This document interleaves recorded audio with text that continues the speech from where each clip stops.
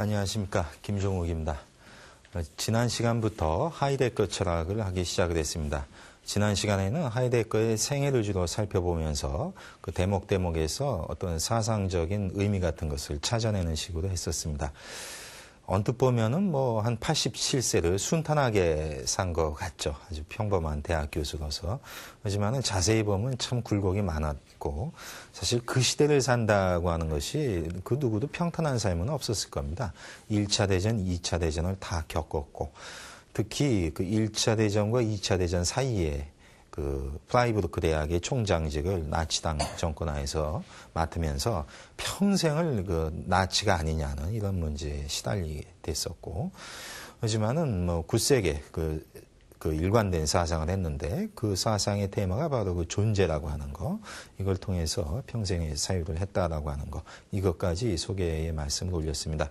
오늘 시간부터는 이제 본격적으로 하이데거의 사상을 할 텐데요. 하이데거 사상이 쉽지가 않습니다. 왜냐하면은 그의 사상의 그 주 테마가 존재라고 하는 건데, 존재라는 말처럼 쉽지만 어려운 게 없어요. 있다라고 하는 거, 어디에나 다 붙일 수 있죠. 그야말로 어떻게 보면은 우리가 가장 접하기 쉬운 개념인 것 같으면서도 정작 그것이 뭐냐 이렇게 물어보면 이렇게 답하기도 쉽지 않은 그런 겁니다. 가장 일반적이면서도 또 어떻게 보면은 그 구체성이 좀 떨어지는 이런 느낌을 받을 수 있어요. 그래서 이런 그 존재 사유를 이해를 하려면은 좀 그 하이데거 전체의 그 철학의 출발점이 뭐냐, 그의 관심사가 뭐냐라고 하는 것을 이해를 하셔야지만 그것을 쫓아갈 수가 있을 것 같습니다. 그래서 오늘 이 시간은 하이데거 철학의 출발점에 맞춰서 설명하고자 하는데, 그의 사상, 그 철학의 출발점을 저는 한 세 가지로 정리할 것입니다. 첫 번째가 그 죽음이라고 하는 거고요. 두 번째가 존재라고 하는 거. 세 번째가 고유성이라고 하는 건데, 이게 무슨 얘기냐면요. 지난 시간에 이제 그가 살아온 그 생애를 소개를 했는데, 그가 살았던 시대, 그러니까 20세기죠. 20세기 거의 전체인데, 그 시대의 그 특징을 보면은, 첫째가 전쟁의 시대입니다. 그야말로 1차 대전, 2차 대전이 있었고, 1차 대전 때는 하이데거가 그 대학생 때 아파가지고 휴학했다고 그랬죠. 그랬듯이 이렇게 하이데거가 그렇게 튼튼한 사람은 아닙니다. 그래서 1차 대전이 1918년에 끝나는데 그 종전 무렵에 가지고 하이데거도 전선에 투입이 돼요. 근데 그때의 전선이 베르덩 전선이라고 그래서 그래서 그 유명한 그 서부 전선의 그 참호전이 있잖아요. 가장 그 잔인한 전투가 벌어졌던 지역인데 거기에 이제 투입이 됩니다. 물론 이제 말단 그 보병은 아니고 기상 관측소에 이제 근무를 했는데, 어쨌든 1차 대전에서 가장 그 참혹한 전투가 벌어진 현장에 이제 투입이 됐던 적이 있죠. 그리고서 그 2차 대전 때가 있지 않습니까? 그때는 이제 대학 총장직을 그만두고 일반 교수로서 강의를 하면서 2차 대전을 겪는데, 실제로 그 2차 대전 말기 1944년에는 참호파는 공사에다 동원이 되고, 그러니까 실제로 인류사에서 가장 그 대규모의 참혹한 전쟁인 1차 대전, 2차 대전을 다 겪었던 사람이라고 볼 수가 있습니다. 그래서 그리고 또 1차 대전 끝나고 2차 대전 사이에 그 독일의 혼란상이라고 하는 거는요, 제가 이 말씀만 드릴게요. 이제 전쟁에 졌으니까 전후 보상금을 내야 될 거 아니에요. 근데 그게 너무 가중이 커가지고 인플레가 되니까 어느 정도냐면은 그 주부가 시장에 갈 때에 우리 이제 지갑 들고 가죠. 근데 그 당시에는 지폐를 마대자루 하나를 싣고 간답니다. 그래야 시장을 볼 정도예요. 얼마나 그 혼란 상황이었다는 걸 아시죠? 있죠. 그런 상황 속에서 이제 구세주처럼 나온 게 히틀러였고, 그래서 하이데거도 이제 잠시 착각을 한 게 너무나 혼란스럽기 때문에 이 독일 민족의 안정을 위해서는 나치당이 필요하지 않나 이렇게 생각을 한 적이 잠시 있었죠. 그래서 이제 총장직을 하다가 그것이 이제 생각이 잘못된 걸 알았고, 나중에 그만두고 나서는 내 평생의 최대의 실수였다고 본인도 그 시인을 했어요. 그럴 정도로 이제 혼란한 시대를 살았고, 2차 대전 그 이후에도 독일의 그 폐허 속에서 부흥돼가는 이런 모습을 다 지켜본 겁니다. 그래서 그의 시대, 그가 살았던 시대는 한마디로 전쟁의 시대인데, 그래서 그의 사유의 출발점은 죽음이라고 볼 수 있습니다. 죽음. 자, 당연히 이제 연상이 되죠. 전쟁의 시대니까 이제 죽음이라고 하는 실존적 문제가 가장 와서 닿을 수 있었다라고 하는 그거고요. 요거에 대해서는 더 자세히 설명하기도 하고, 일단 두 번째 이 시대의 특징은 신의 죽음 이후 시대입니다. 즉 앞에 니체가 1900년에 죽으면서 신은 죽었다고 했고, 더 이상 그 소위 기독교적 하나님이 그 철학에 영향을 미치지 못하는 이런 시대로 접어들었던 것입니다. 그런데 실제 사회도 보면은 정말 신이 죽었다라고 하는 것을 온몸으로 보여준 것이 바로 1차 대전, 2차 대전이라고 볼 수 있죠. 분명한 것은 그 누구도, 그러니까 철학적으로 니체는 신의 죽음을 선포했지만은 1차 대전, 2차 대전을 겪고 나면요, 신에 대해서 이젠 죽음이 아니라 그건 당연시 됩니다. 그 의심이라고 하는 것이. 왜 그러겠어요? 유태인이 600만이 죽습니다. 한국 사람이 600만이 죽은 게 아니에요. 뭐 예를 들어서 뭐 그 기독교와 상관이 없는 그런 600만이 죽은 게 아니고, 유태인이라고 하는 것은 유태교지 않습니까? 선민의식이거든요. 자기들만이 하나님에 의해서 구원받을 수 있다라고 하는 그 사람들이 어떻게 600만씩 죽을 수 있냐는 거예요. 그럼 그 신은 어디가 있어요? 정말 답하기 어려운 거죠. 신이 정말 계시다면은 딴 사람도 아닌 가장 선택받은 그 민족을 600만씩 죽일 때에 그거를 신이 알고서도 가만히 있었다면은 신이 무책임한 것이고, 몰랐다면은 무능한 것이잖아요. 어쨌든 더 이상 신이 이제는 의심이 아니라 아예 그냥 존재하지 않는다는 현상이 되고, 그래서 2차 대전이 끝나고 나면 실존 철학이 그 철학의 대세가 됩니다. 왜냐? 이런 참혹한 전쟁 속에서 남는 거는 개인의 실존적인 문제잖아요. 그래서 더 이상 그 신이 그 언급되지 않는 이런 상황이 되는데, 이런 시대를 실제로 하이데거가 살았을 경우에, 근데 신이라고 하는 것이 철학의 테마를 보면은요, 가장 보편적 개념이잖아요. 그렇죠? 신을 통해서 세상 모든 것이 이루어지기 때문에 가장 일반적이고 포괄적 개념인데, 근데 그것이 이제 죽었기 때문에 다른 개념이 필요하죠. 다른 어떤 개념을 가지고 사상을 해야 되는데, 그때 나오는 것이 바로 존재라고 볼 수 있습니다. 일단 신이 가장 포괄적 개념이듯이 존재야말로 가장 포괄적 개념이죠. 그렇죠? 이 세상에 그야말로 있는 그 모든 것들은 다 존재라는 말이 수반될 수밖에 없지 않습니까? 그러니까 이 존재야말로 가장 일반적이고 포괄적 개념이기 때문에 신을 대신해서 하이데거가 사유하는 그 길, 그것을 바로 이제 존재에서 잡는다고도 볼 수 있고, 이 존재에서 잡았을 경우에 지난 시간에 잠깐 언급드렸지만은 이걸 통해서 소위 그 하이데거 이전까지의 모든 형이상학의 역사를 비판할 수 있는 무기를 존재에서 찾는다, 이렇게 볼 수 있습니다. 자, 그 다음에 시대적 세 번째 특징은 과학 기술의 시대예요. 사실 요것도 할 얘기가 많죠. 과학기술 하면 오늘날 뭐 너무나 당연한 말로 생각하죠. 근데 그 족보는 다르다고 했어요. 번지수가. 학문적 족보가 과학과 기술은 완전히 상이한 학문입니다. 왜 그러냐면요, 과학은 그야말로 어떤 이익을 위해서 하는 게 아니에요. 순수한 사이언스는. 예를 들어서 뭐 사과가 떨어지는 걸 보고 뭐 뉴턴이 만류인력의 법칙을 발견했다고 하지만은 사실은 아닙니다. 예? 이제 그 후대에 이제 추가된 얘기지만은, 어쨌든 만류인력의 법칙을 뉴턴이 발견하고 법칙화해서 그것이 실용화되거나 거기에서 이익을 얻은 건 아니잖아요. 기술의 문제가 아니라는 얘기입니다. 근데 기술은 뭐예요? 그러니까 과학은 자연의 현상의 법칙을 그 자체로 탐구하는 것 뿐이에요. 그걸 위해서 이익을 얻기 위해서 하는 건 아닙니다. 근데 기술은 그게 아니죠. 그래서 인간의 이익을 얻기 위해서 하는 거예요. 인간의 이익과 용도에 맞춰서 나오는 것이 기술이죠. 그러니까 어떻게 본다면은 과학이라고 하는 것은 지극히 중성적인 거예요. 그냥 이치 그 자체를 탐구하는 거라면 기술은 그게 아니죠. 인간의 실용을 위해서, 이익을 위해서 하는 거죠. 그러니까 번지가 완전히 다르지 않습니까? 과학은 그야말로 순수 학문이라면은 기술은 응용으로서의 어떤 이익을 얻기 위한 것이기 때문에 완전히 족보가 다른 거예요. 그걸 알 수가 있는 게, 그 실제로 서양 역사에서는 과학과 기술이 합쳐진 적이 없어요. 언제 합쳐졌어요? 19세기 산업혁명 때 합쳐진 겁니다. 그 전에 완전히 단절돼 있었죠. 이건 동양도 마찬가지예요. 그러니까 그야말로 과학은 순수 이론 탐구라면 이건 순수 이익을 위한 탐구라고 볼 수 있죠. 이 때문에 서로 전공자가 다른 거예요. 그러니까 서양만 하더라도 중세 신학의 시대 같으면은 거기도 과학이 있었죠.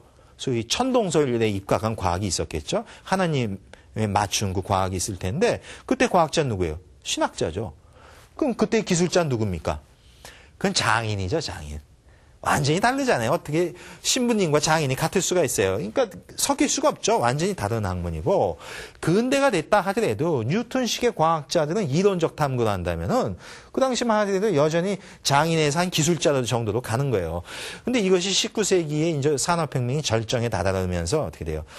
이 서양의 근대 과학이 드디어 기독교에서 떨어져 나오면서 자연의 법칙을 수학적으로 묘사하죠. 수학적으로 묘사하니까 정밀한 묘사가 가능하고 언제든지 반복적으로 가능하죠. 1 더하기 1은 2다라고 하는 것은 내일도 한 달 뒤도 마찬가지로 반복적으로 되고 한국에서 1 더하기 1이 2다가 미국에 가면 3이 되고 그런 거 아니잖아요. 이러한 철저한 반복의 가능성을 통해서 기술화의 길을 갈 수가 있습니다. 그래서 이제 과학과 기술이 결합이 되죠. 그 수학을 매개로 해서 산업혁명 시기에 결합이 됩니다. 그걸 통해서 서양이 제국주의로 가고 오늘날 전 세계를 지배할 수 있는 그 힘을 얻게 되는 것인데 동양도 마찬가지예요. 동양도 과학과 기술은 결합된 적이 없어요. 우리 조선 시대로 보면은요. 과학은 누가 합니까? 순수 이론적 탐구. 즉 자연에 대한 법칙에 대한 그 자체의 탐구. 그걸 아는 게 선비님들이죠. 선비잖아요. 근데 이들은 또 서양과 다른 게 이렇게 자연의 이치가 바로 도겠죠. 자연의 이치가 도죠. 근데 그 자연의 이치의 그 도를 수학적으로 하는 것이 아니라 동양의 선비는 뭐예요? 수양론으로 갑니다. 왜? 자연의 도가 있으면 어떻게 돼요? 그 도가 내 속에서 구현돼야 된다고 보는 겁니다. 그러니까 내면의 수양론으로 가는 거죠. 어쨌든 자연의 이치라는 도에 대한 탐구는 선비가 하는 거죠. 그렇다면 기술은 누가 해요? 농공상인이 하죠. 특히 공인, 기술자들 완전히 신분상의 차이가 있죠. 그러니까 이들은 이것만 한단 말이에요. 기술. 그러니까 그 동아시아 사회를 보면은 사는 사대로 세계 최고의 경제에 갔다고 볼 수 있습니다. 정말 우주의 이치를 수학화한 것은 아니지만은 우주의 이치의 본질을 받고 그것을 정말 나의 삶 속에 집어넣으려고 했던 서양보다도 훨씬 뛰어난 과학적 수양론 같은 걸 했단 말이에요. 그리고 기술만 보더라도 서양이 어떻게 따라가겠습니까? 기술 중에 가장 최고의 원천 기술, 종이, 화약, 나침반, 인쇄술 다 누구 거예요? 메이드 인 차이나입니다. 동아시아 거란 말이에요. 서양은 꿈도 못 꿨던 거예요. 그거 다 여기 있었죠. 그러니까 그러니까 과학은 과학, 기술은 기술대로 동아시아는 세계 최고를 갔었습니다. 그러던 것이 세계 최고로 갔는데 어떻게 돼요? 따로따로 갔죠. 따로따로. 산업공상이라고 해서 따로따로 갔습니다. 그러다 보니까 시너지 효과가 안 나온 거예요. 근데 서양에는 산업혁명 때 이걸 합쳐버림으로 해서 세계 최고의 어떤 그 기술력을 확보해서 세계를 지배할 수가 있었죠. 근데 이것이 바로 20세기에 철저하게 전개가 되죠. 그래서 이 과학기술력을 통해서 세계를 지배하고자 하는 게 제국주의인데 그러면 자기들끼리 싸울 거 아니에요. 제국주의 선발주자와 후발주자가 아예 나도 좀 땅 좀 먹을래 하다 보면 싸우죠. 그게 뭐예요? 첫 번째로 싸운 게 세계 1차 대전입니다. 그렇게 해서 이제 정리가 됐잖아요. 후발주자가 졌기 때문에. 근데 전후배상금이 크고 그러다 보니까 이제 히틀러가 완전히 배째라고 간 거예요. 못 갖겠다. 어떡할래? 그래가지고 터진 게 2차 대전이죠. 그러니까 2차 대전조차도 본질은 뭐예요? 제국주의 싸움의 두 번째 싸움이라고 볼 수 있는 거예요. 그리고 나서 이제 완전히 이제는 이념식으로 갈라지죠. 그래서 소련과 미국이라고 하는 식으로 갈라지게 되는데 어쨌든 그게 제국주의적 1차 전쟁, 2차 전쟁이건 아니면 그 이후에 냉전이 됐건 어쨌건 그 밑을 받치고 있는 건 과학기술이죠. 과학기술의 힘을 통해서 이루어지는 겁니다. 근데 이런 시대를 실제로 하이데거가 살고 있는 거예요. 때문에 하이데거는 20세기의 철학자 중에 거의 어떻게 보면 최초로 과학기술에 대해서 아주 냉정하게 비판한 사람입니다. 그 이후에 이제 많은 사람이 과학기술에 대해서 얘기를 하는데 톱 클래스의 철학자 중에 어떻게 보면 가장 최초로 그리고 가장 진지하게 과학기술에 대해서 고민하는 사람이라고 볼 수 있습니다. 그래서 하이데거의 테마가 중요한 게 고유성이 되는 거예요. 왜? 기술이 극을 달리게 되면요. 사물은 사물대로, 인간은 인간대로 그만의 고유성은 다 파괴된다는 겁니다. 왜 그럴까요? 과학기술의 최고 목표는 이익이잖아요. 이 이익을 위해서 모든 것을 도구화시키죠. 이익 창출의 수단화시키잖아요. 여기에는 그만의 고유성은 없어요. 예를 들어서 뜰 앞에 잣나무를 보세요. 정말 멋있는 잣나무가 한 그루 있죠. 근데 이거를 봤을 경우에 과학기술의 입장은 야, 저거를 어떻게 종자 개량을 해가지고 잣이 많이 열릴까? 그 잣은 얼마나 할까? 시장에 내다 팔면 얼마 할까? 이렇게 보죠. 잣나무라고 우리가 불리우는 그 나무. 그 우리는 잣나무라고 하지만은 뭐 보기에 따라서 뭐 측백나무로도 되겠지만은 그 나무 그 자신. 아니, 걔가 잣 열려가지고 시장에 내다 팔기 위해서 잣을 엽니까? 잣나무가? 잣나무의 일생이 내가 열리는 잣을 그래 따서 시장에 팔고 차 타 먹을 때 거기다 동동 띄워서 먹으라고 그 나무가 잣을 피워요? 그거 아니죠. 그는 그의 삶이 있어요. 나무는 나무의 삶이 있어요. 그게 고유성이죠. 잣나무는 잣나무로서의 고유한 생이 있어요. 그건 역사의 문제지 않습니까? 수천 년, 수백만 년의 진화 역사를 가면서 자신의 삶을 갖고 가는 것뿐이죠. 근데 뜬금없이 인간이라는 녀석들이 이걸 들고 나와서 종자개량을 해내는 거예요. 고유성은 상실되죠. 그렇죠. 근데 재미있는 거는 인간이 과학기술을 가지고 사물의 고유성을 침범하잖아요. 도대체 나무가 나무로서의 생을 살게끔 놔두질 않지 않습니까? 네? 그런 식이에요. 근데 재미있는 거는 그렇게 해먹었던 인간도 어떻게 돼요? 그 자신도 도구가 되는 거예요. 그러니까 인간도 고유성이 상실된다는 거예요. 여러분 각자는 정말 소중한 고유한 개성이 있고 자기만의 역사와 인생의 드라마가 있죠. 이 세상 그 무엇과도 바꿀 수 없는 소중한 존재인 것 같죠? 하지만 그렇지 않습니다. 과학기술이 극단화되다 보면 한 부품화가 돼요.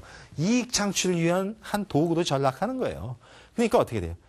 유명한 그 채플린의 모던 타임스 영화를 보시면은 그 나사 조이는 일만 하잖아요. 채플린이 출근해서. 그래서 그냥 이거 조이다가 나중에는 빨려 들어가서 톱니바퀴 속에 자기도 뺑뺑 돌죠. 그게 현대인의 도구화된 삶을 보여주는 거예요. 여러분이 개인적으로는 참 대단한 어떤 역사를 지닌 고유한 존재인 것 같지만은 솔직히 이 시대에 이 기능화된 이 사회 속에서 여러분 하나 죽는다고 세상 달라집니까? 그런 거 없어요. 죽기 전에요. 직장 다니다가 시원찮으면 어떻게 돼요? 아유, 저건 무능한데? 그러다가 직장 안 나오면 어떻게 돼요? 그거 고맙죠. 책상 빼요. 그러면 아무 일도 없었던 듯이 다시 돌아갑니다. 왜? 인간은 기능일 뿐이에요. 기술적, 테크놀로지 시대에 한 기능을 수행하기 때문에 이 기능자가 도태돼도 딴 기능자가 대신하면 그뿐인 거예요. 그게 도구화죠. 근데 그렇게 몰고 간 건 과학기술의 효과라고 볼 수 있습니다. 미안한 얘기지만 여기서 자유로운 사람 별로 없어요. 나 하나 죽고 여러분이 속한 그 조직에서 사라졌을 때 모르겠어요. 뭐 처음에는 얼마나 울고불고 할지 모르겠는데 별거 아니란 말이에요. 그냥 세상을 이렇게 굴러갑니다. 이게 고유성이 없죠. 도대체 이런 사회 속에서 나만의 고유성을 어디서 찾겠어요? 그런 걸 보는 거예요. 그러니까 하이데거는 이걸 가지고 철학을 하는 겁니다. 죽음이라고 하는 실존의 문제, 그리고 신이 죽고 나서의 최고의 일반적 테마, 존재, 그걸 가지고 하이데거가 하고자 하는 것은 고유성이에요. 사물은 사물대로, 인간은 인간대로 그만의 고유성을 어떻게 잘 살릴 수 있을 것인가. 그것을 염두하는 겁니다. 염두에 둬요. 왜? 그 시대를 보니까 전쟁과 신의 죽음과 과학기술을 통해서 도대체 인간은 인간대로 살지 못하고 나무는 나무대로 살지 못한다는 거예요. 이게 잘못되지 않았냐는 거예요. 거기서 나오는 것이 바로 하이데거 사상이라고 볼 수 있습니다. 이렇게 보면 이해가 좀 가시죠? 이러한 배경을 가지고 시작을 해야지만 가장 추상적 개념인 존재를 얘기할 때 이해가 되지. 그러지 않고 그냥 뜬금없이 존재 얘기하면은 뭐 방송에서 이런 얘기할 건 아니지만은 제가 이제 하이데거 가지고 논문을 많이 쓰기 때문에 존재라는 단어가 제일 많이 나오잖아요. 이 집사람이 보더니 아직도 존재 찾고 있냐고. 너무 당연한 얘기 아니에요. 그 존재가 어쨌냐 하는 거예요. 아마 다음 시간쯤에 얘기가 나올 텐데 당연한 거 아니에요. 그래 존재가 뭐 어쨌어 하는 그런 건데 근데 그런 개념이기 때문에 이 출발선상을 모르면 우리가 같이 갈 수가 없어요. 자, 그러면은 이제 좀 하나하나씩 좀 보죠. 먼저 이 죽음에 대해서 중요한 건 하이데거는 이거를 실존이라는 개념으로 승화를 시킵니다. 자, 보세요. 죽음. 다 죽죠? 여기 계시거나 이 방송을 보고 있다는 사실 자체는 아직은 안 죽은 거지만 죽어가고 있습니다. 누구도 예외가 없죠. 세상 참 공평해요. 그 대목에 있어서는. 부자와 가난한 자는 있지만은 안 죽는 자와 죽는 자가 갈라지지는 않습니다. 다 죽습니다. 그러니 세상은 공평하죠. 다 죽는데 누가 죽어요? 내가 죽습니다. 내가 체험하는 거예요. 내가 겪을 수밖에 없는 그 길입니다. 자, 죽음에서 중요한 단서는요, 그거는 사실의 문제라고 하는 거예요. 그죠? 사실 또는 현실의 문제이죠. 우리가 겪고 있죠. 죽어가는 사람을 보고 내가 죽을 거라고 하는 것은 아직은 안 죽었지만 명백한 사실이라고 볼 수 있을 것입니다. 그래서 하이데거는 이런 사실과 현실 속에서 철학은 시작돼야 된다고 보는 거예요. 근데 이 사실, 현실을 달리 표현하면 현상이죠. 우리에게 드러나서 실제로 이루어지고 있는 것은 뭐예요? 죽어간다라고 하는 거죠. 근데 정확히 얘기하면은 죽어가는 거죠. 그래서 하이데거는 이런 표현이 돼요. 그 유명한 하이데거의 그 존재와 시간이라는 책에서 인간을 죽음을 향한 존재라고 봅니다. 인간을 규정할 때. 인간을 이렇게 규정한다라고 하는 것은 우리가 전 시간에 하이데거 얘기할 때 그의 그 처음 시간 강사 맞고 최초의 강의가 그리스 철학 강의라고 했잖아요. 파르메이데스에. 근데 이 그래서 이제 그리스 철학이 하이데거한테 아주 중요한 그 기초가 되는데 그리스인들은 인간을 규정할 때에 가사자라고 한다고 했어요. 죽어가는 자. 그리고 신은 뭐예요? 불사자, 죽지 않는 자. 그러니까 죽음을 통해서 인간과 신을 나누는 것 뿐인데 여기서도 알 수 있죠. 그러니까 그런 그리스적인 정서가 여기도 하이데거에도 남아있다고 볼 수 있어요. 죽음을 향한 존재라고 하는 거. 당연한 얘기죠? 근데 당연하지 않았어요. 하이데거가 존재와 시간 1927년에 나온 이 책에서 얘기하기 전까지 죽음이라고 하는 것이 철학의 중요한 테마가 아니었다는 거예요. 왜요? 그리스 철학에서는 아주 중요한 테마였는데 중세가 되면 죽음을 얘기할 필요가 없죠. 영생을 얘기하는데 뭐 죽음이 이렇게 중요해요. 믿음으로서 다 그 구원을 받을 텐데. 근데도 여전히 기독교적 사정권이기 때문에 죽음에 대해서는 누구도 관심 없어요. 근데 사실 그 철학자들도 죽어가는데 여전히 기독교적이기 때문에 죽음을 극복했다고 생각을 했기 때문에 죽음의 이 테마가 안 됐었죠. 이러던 것이 이제 니체가 신의 죽음을 선포하고 신의 죽음이죠. 그러고 나서 이제는 남는 건 인간의 죽음이 문제가 되죠. 그 인간의 죽음이라고 하는 이 실존적 현상을 명시적으로 언급한 최초의 철학자가 20세기 대가 중에는 하이데거라고 볼 수 있습니다. 그러니까 당연한 얘기 같지만 철학에서 죽음이 빠진 거예요. 그러니까 철학이 구체적이지가 않은 거죠. 근데 이런 죽음을 향한 존재인데 그래서 하이데거가 유명한 얘기를 합니다. 그러니까 그럼 어떻게 살 것이냐? 결단이 필요하다는 거예요.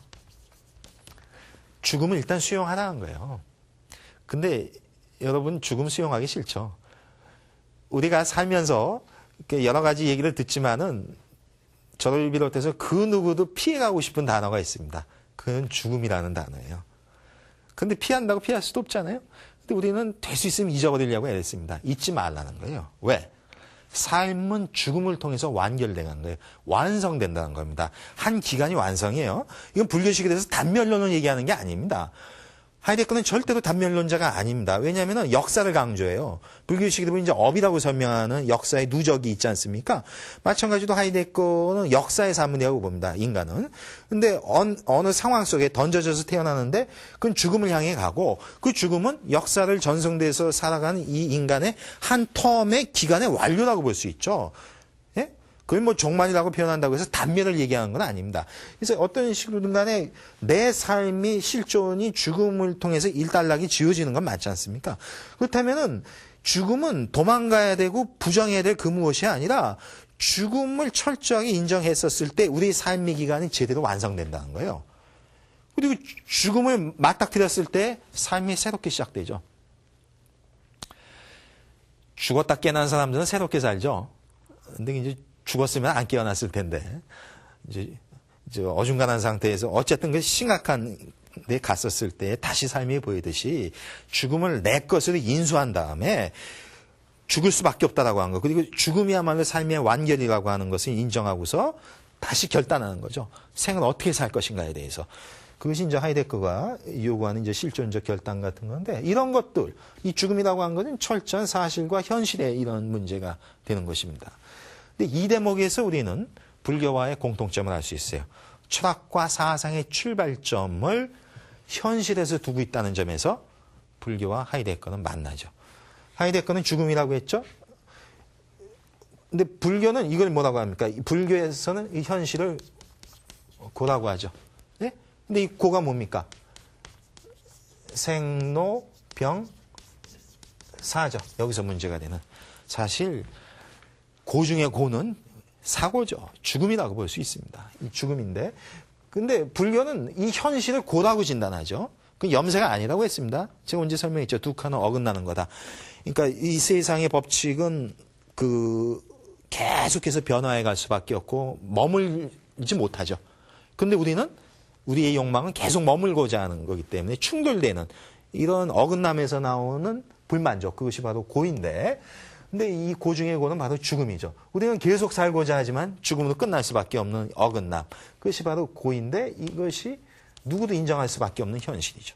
이것을 극복하기 위한 이 현실에서 출발한다는 점, 이 점에 있어서는 명백하게 하이데거와 일치하죠. 죽음에서 시작하는 하이데거 철학과 생로병 사의 그 고에서 출발하는 것이 일치됩니다.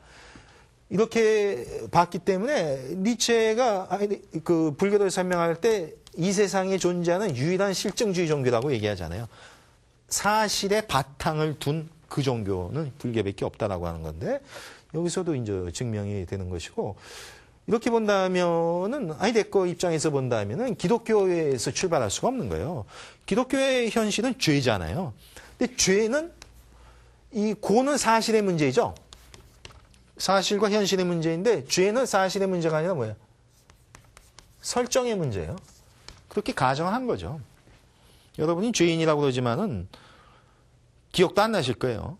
원죄라고 하니까 그렇게 넘어가지만은 그 아담과 이브가 사실 그것도 물론 이제 사과 따먹은 게 지금도 과수원에 가서 따먹으면 좋은 소리는 안 듣겠지만은 그걸 뭐 죄라고 한다면요. 근데 그건 죄라고 규정한 거예요.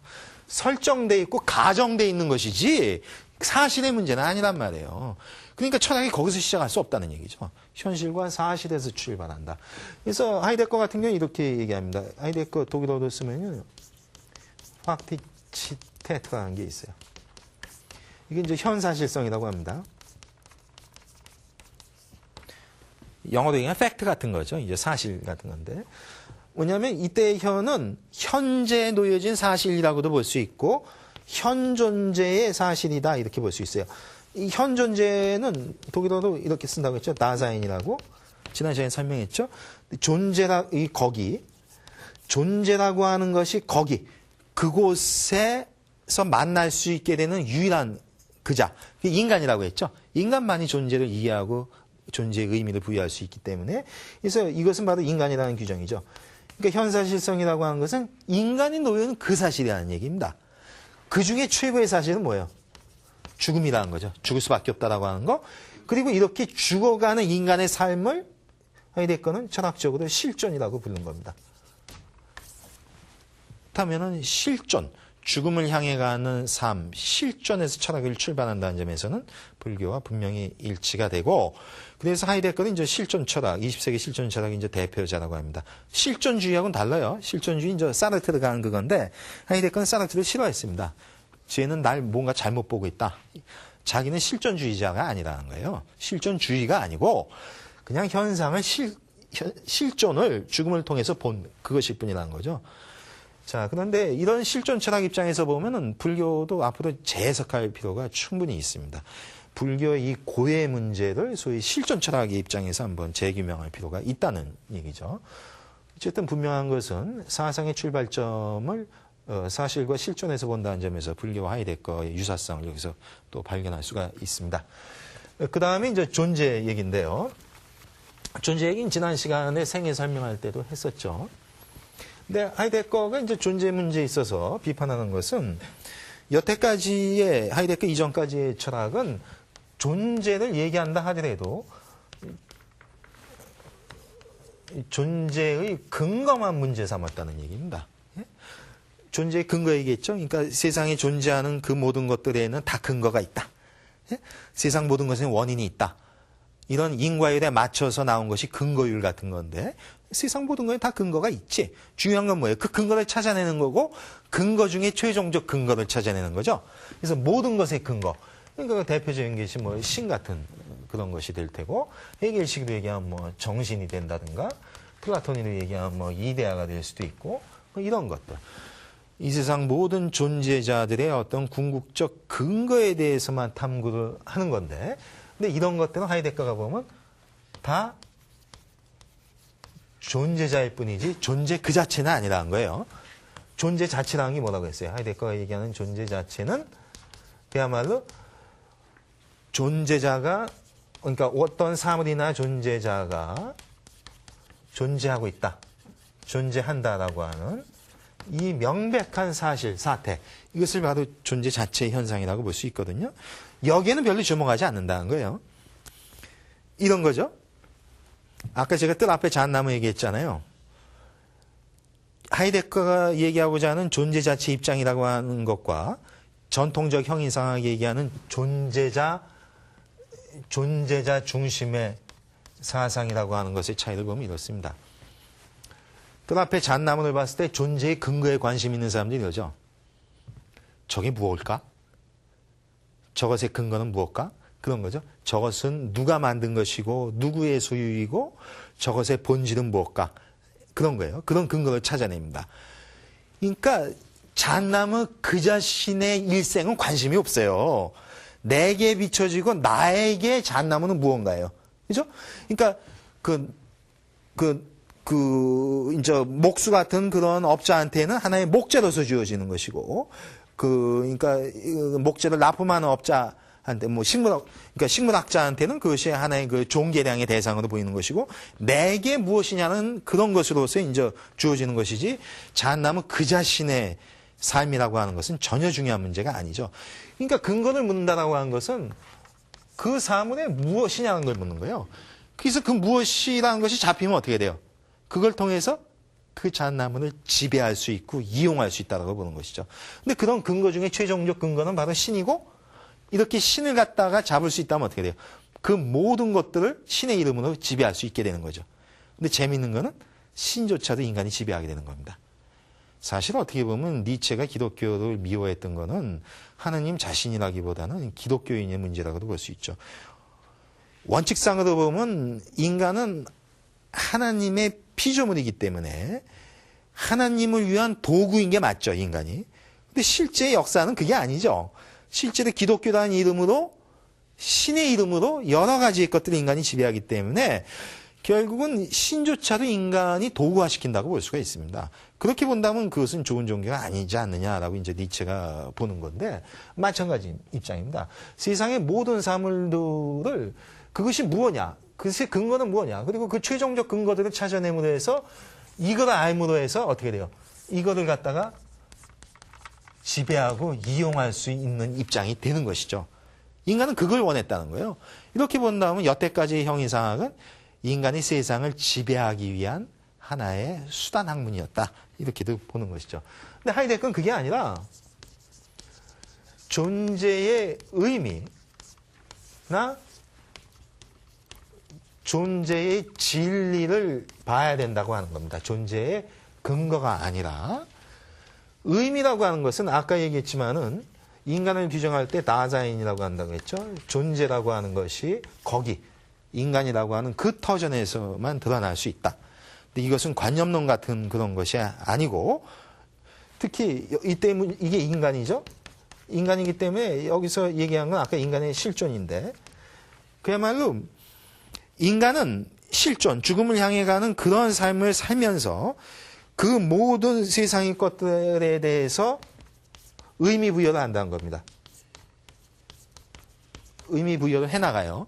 존재를 이해하면서 그 존재의 의미들을 부여해 나가는데, 이 의미 부여의 작용은 바로 마음을 쓰는 거라고 볼 수 있죠. 이런 마음 쓰면 하이데거는 소르게라고 합니다. 독일어로. 이건 뭐 염려라고도 번역을 하는데 마음씀이라는 게 좋습니다. 이렇게 마음을 쓴다는 얘기는 의미를 부여해가는 이런 식을 사용고 그 의미 부여의 그 중요한 단서가 되는 것이 바로 죽음이라고 하는 실존적 현상 이런 건데 그래서 존재의 의미는 그런 것이고요. 여기서 이 존재의 진리라고 하는 거는 여러분 이제 진리하면은 참이냐 거짓이냐가 떠오르죠. 근데 하이데거가 얘기하는 진리는 참 거짓의 문제가 아니라 드러남이에요. 감추지 않고 다 드러나면 그게 진리라고 보는 거예요. 그렇기 때문에 이것은 바로 존재의 진리라는 얘기는 이제 존재가 드러나는 그런 거를 얘기하는 것이죠. 이렇게 얘기하면 또 다시 얘기가 또 어려워지는 것 같은데 이런 거예요. 뜰 앞에 잣나무를 봤을 때 잣나무는 있죠. 잣나무는 존재한다. 이렇게 볼 수 있습니다. 그것에 대해서 존재의 근거에 관심 있는 사람들은 저 잣나무가 뭐야? 품종은 뭐고 누구 거고 누가 만든 거야? 이런 게 관심이 있어요. 그래서 그걸 알게 되면 어떻게 돼요? 우리가 잣나무를 지배할 수 있죠. 그럼 품종 개량해서 또 하나 잣나무를 만들 수도 있고 뭐 베어버릴 수도 있고 아니면 주인이 누군지 알면 살 수도 있고 잣나무를 우리 뜻대로 할 수 있다는 얘기예요. 근데 이거는 뭐냐면은 잣나무가 존재한다라고 하는 것이 그 자체로 보이는 거예요. 저 잣나무가 품종이 뭐고 얼마짜리고 그런 것이 아니라 잣나무가 내가 잣을 열매를 갖다가 누구한테 찻잔 안에 띄워주기 위해서 잣을 열매 맺는 게 아니잖아요. 그 자신의 생이 있죠. 역사 속에서. 그 잣나무가 때가 되니까 잣나무가 피어나서 지금 뜰 앞에 있는 것 뿐이잖아요. 뜰 앞에 지금 있죠. 이렇게. 그 현상이 그대로 수용되는 거예요. 내가 어디다 쓰려고 하는 용도에 맞추고 그 무엇을 위한 그런 근거를 알아서 우리가 지배하기 위해서가 아니라 잣나무 그 자신이 있다고도 볼 수 있죠. 그거를 관심이 있는 거예요. 그렇게 드러나는 그 현상 그 자체. 그렇게 드러날 때 뭐예요? 바로 사물 각각의 고유성들이 드러난다고 보는 거죠. 그러니까 그 사물들의 근거를 찾아가지고서 그 근거의 지배를 통해서 그 사물을 이용하려고 하지 말고 사물 각각의 고유성이 최대한 드러나게 해라. 그러려면 어떻게 돼? 그 자신이 존재하고 있다는 그 자체에 주목해야 된다는 거예요. 그것이 바로 하이데거가 보는 존재의 진리의 이런 상태라고 볼 수가 있는 것입니다. 자, 이렇게 하면 이제 자연스럽게 얘기가 이 고유성의 문제로 가는데요. 여기서 이것이 존재자가 존재한다라고 하는 것이 하이데거 철학에서 이제 가장 중요한 사태인데, 지난 시간에 설명을 드렸나요? 하이데거가 조교 살면서 스승으로 모셨던 분이 후설이라고 했죠. 현상학을 창시하신 분인데 그분이 현상학의 모토를 주장한 게 있어요. 그게 뭐냐면 주된 그러니까 사의 셀프스트입니다. 이게 우리말로 하면 사태라는 거예요. 이건 이제 자체라는 얘기고 사태, 자체, 에로. 이건 영어 투 같은 겁니다. 방향. 사태 자체로 진입해 가자. 이것이 이제 현상학의 모토 같은 건데, 이 사태라고 하는 것을, 그럼 뭐겠어요? 이 사태가 뭐겠어요? 가장 원초적인 사실 같은 거라고 볼 수 있거든요. 근데 이 가장 원초적인 사실을 스승 후설은 의식에서 본 거죠. 왜? 우리가 지금 생각하고 있다는 건 분명하니까. 의식 현상이 이루어지고 있다고 하는 것. 근데 하이데거, 조교 하이데거는 그게 아니라 바로 존재야말로 가장 원초적인 사실이다. 이렇게 보는 것이죠. 근데 어떻게 보면 하이데거가 더 일리가 있죠. 왜? 어떤 것이 존재하고 있다는 거. 이거 이상의 원초적 사실이 어디 있겠어요. 근데 하이데거를 이해하시려면 그것이 어떤 경외로서 느껴야 되는 겁니다. 그러니까 하이데거는 이런 주장을 해요. 이런 경외는 그리스인들이 그렇게 느꼈다는 거예요. 그래서 하이데거 철학이 다 그리스, 그러니까 소크라테스 이전의 그리스 철학의 바탕을 두고 있다고 하는데 그런 겁니다. 하이데거는 이렇게 봐요. 초기의 그리스인들은 소위 자연을 봤을 때 피지스라고 불렀다는 거예요. 오늘날 이 어원이 남아 있어서 피직스가 되면 이제 자연학, 물리학이 되는 건데 자연이라고 하는 거죠. 근데 이거는 무슨 뜻이냐면은 피지스는 드러나는 거예요. 때가 돼서 드러나는 겁니다. 나타나는 거예요. 마치 때가 되면 꽃이 뻥긋하고 이렇게 탁 피어나죠. 그렇게 자기 전개하는 거. 단지 때, 카이로스라고 하는 적절한 때가 되면 어떻게 돼요? 알아서 자기가 자기를 전개하죠. 꽃이 자기를 피어내듯이 그게 바로 자연이라고 보는 거예요. 근데 그거는 뭐냐? 꽃이 있잖아요. 그것이 경외와 신비로서 느껴진다는 얘기예요. 여러분 그거 안 느낍니다. 지금 지나가다가 어디 장미꽃이 한 송이 피어 있으면 여러분 무슨 생각하는지 아세요? 야, 저게 꽃집에 가면 1,000원짜리인데 응? 저거 꺾어다가 응? 어떤 여인한테 바치면 나 이뻐해 줄 텐데 이 생각을 해요. 그죠? 그리고 꽃집 사람이 보면 야, 저거 1,000원짜리인데 하고 식물학자가 보면 저 품종이 못 가. 이런 것만 하지 그 누군들 꽃이 꽃 자체로 안 보인단 말이에요. 그냥 꽃이 그 자신은 핀 것뿐이지 않습니까? 꽃이 나를 잘라다가 어느 여인한테 받쳐주라고 내가 핍니까? 그거 아니죠. 단지 때가 돼서 자기를 전개한 것뿐이잖아요. 여러분이 그 전개라고 하는 상황을 딱 목도하면은 그건 놀라움입니다. 근데 세상은 도처에서 그래요. 눈을 돌려보면 꽃이 그렇고 나무가 그렇고 바위가 그렇고 산천초목이 그렇지 않은 게 없죠. 그것은 그냥 그렇게 존재해온 거예요. 그렇게 존재하고 있고. 그걸 그대로 받아들이는 거. 그것이 바로 존재가 존재한다라고 하는 것을 경외로서 느끼는 그겁니다. 그럴 때의 존재가 그 자체의 진리로서 드러나고 그 사물은 가장 고유하게 나타날 수 있다. 이렇게 보는 것입니다. 근데 그것을 우리가 못 보는 이유는 뭐예요? 서양식으로 본다면 수천 년 동안 근거만 찾아왔다는 거예요. 저 꽃의 근거는 못 가. 이런 거죠. 유명한 하이데거가 유명한 그 시 구절을 인용합니다. 장미는 왜 없이 핀다는 거예요. 왜? 사람들은 왜 폈을까? 꽃은 무엇일까? 누구 것일까? 이런 거에 관심이 있지 장미 자체엔 관심이 없죠. 근데 장미가 그러려고 핍니까? 왜는 누가 물어요? 관심 있는 그자가 묻는 거지. 꽃은 꽃 그 자체로 피는 것뿐이라는 거예요. 왜 없이 피는 거예요. 그 왜가 뭐예요? 근거죠. 근데 우리가 왜 피는지 알면 어떻게 돼요? 장미를 놔둡니까? 대량 재배에다가 무더기로 팔아먹죠. 돈을 챙기지. 근데 그건 아니라는 거죠. 그러니까 어떤 사물의 그 고유한 의미, 그것이 드러나는 그 진리에 드러나는 상황, 그것은 존재가 존재한다라고 하는 것을 가장 원초적인 사실로서 경외와 신비로서 느낄 때에 우리가 찾아낼 수 있다는 것이고, 그럴 때에 가장 고유성을 회복할 수 있다. 이렇게 보는 거죠. 근데 이거는 시대에 대한 답변이라고 볼 수 있는 겁니다.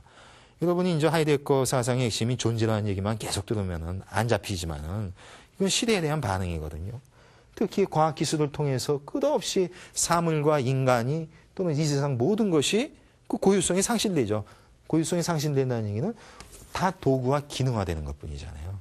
이렇게 되면 어떻게 돼요? 모든 것이 다 대체 가능해지죠. 바꿔쳐도 달라지는 거 없어요. 저나 여러분 뭐 죽든 어쨌든 빼버려도 대체해버려도 달라질 게 없지 않습니까? 채플린이 그 영화에서 잘 보여줬듯이. 근데 고유한 건 어떻게 돼요? 고유하다는 얘기는 뭡니까? 대체 불가능하죠. 근데 실제 대체할 수 있는 게 있을까요? 나를 누가 대체합니까? 제가 얼마나 잘났는지 모르겠는데 잘났건 못났건 이 세상 그 어떤 것도 저를 대체할 수는 없습니다. 그게 한 사람이고 여러분이 무심코 꺾어버린 그 꽃을 대체될 것 같아요? 그걸 우리는 저 장미일 뿐이지. 저 꽃집에 가면 만화지만은 꺾어버린 그 하나의 그 장미. 개가 피기까지 수천만 년의 인과 연기의 드라마가 있어서 왔을 거 아닙니까? 그걸 누가 대체를 하겠어요? 어떤 꽃이? 꽃집에서나 키운 거를 거기 박아놓는다고 해서 그 장미가 대체되겠냐는 거예요. 근데 하이데거가 봤을 때 이 세상 삼라만상 모든 것은 정말 대체할 수 없는 그만의 고유성이 다 있다는 거예요. 그런데 어떻게 되먹은 시대가 과학기술을 통해서 남는 거는 몽땅 다 대체 가능성밖에 없다는 거예요. 대체 가능성이 뭡니까? 부품화된다는 얘기죠. 기계의 한 부속품으로서 다 바꿔치기 한다는 거예요. 그러다 보니까 사물은 사물대로 특히 인간조차도 부품화되죠. 이것은 올바른 사회가 아니라고 보는 것입니다. 그래서 하이데거가, 저는 그렇게 봅니다. 하이데거가 존재라고 하는 상당히 심오하고 추상적인 철학을 하지만은 그가 그 얘기를 통해서 보여주고자 하는 건 고유성의 문제라고 봅니다. 사물은 사물대로, 인간은 인간대로 그만의 고유성을 최대한 드러내야 되고 거기에 이바지할 수 있는 철학을 해야 된다. 이렇게 보는 거라고 볼 수가 있는 것입니다. 자, 그래서 이렇게 이제 고유성 얘기까지 했고요. 그래서 이렇게 보면은 이 전통적인 이렇게 존재의 근거만을 탐구하는 이쪽에서는 소위 그 존재자가 존재한다라고 했을 때 이거는 좀 전문적인 용어 같은데 뭐 for 한된 사인이라고 합니다. 이게 뭐냐면은 이게 눈앞에 또는 손앞에 그러니까 눈앞에 있어서 손에 의해서 처분되기를 기다리는 듯이 있는 그런 식으로 세상을 본다는 거예요. 여태까지 형이상은 그렇게 봤다는 겁니다. 예? 근데 하이데거는 그게 아니라는 거죠. 하이데거는 unfair vorgen sign이라고 봅니다. 이게 뭐냐면은 fair vorgen 이게 숨겨져 있다는 거거든요. 운은 이제 반대고 숨겨져 있지 않고 있다. 숨겨져 있지 않고 자신을 드러내고 있다는 거예요. 아까 뭐야? 자기 전지라는 얘기죠. 때가 됐을 때에 자신을 숨기지 않고 드러내는 그런 식으로 세상을 있다고 봐야 된다는 거예요. 중요한 건 그렇게 되면 사물 인간의 자율성과 고유성이 중요하다는 식으로 갈 수밖에 없다는 얘기죠. 바로 이러한 그 자율적 고유성, 대체할 수 없는 그런 고유성을 그 과학기술 시대에 찾기 위해서 하이데거가 존재 사유를 한다. 이렇게 볼 수가 있는 것입니다. 예, 오늘은 여기까지 해서 하이데거 그 사상의 출발점에 대해서 한번 설명을 해봤습니다. 예, 감사합니다.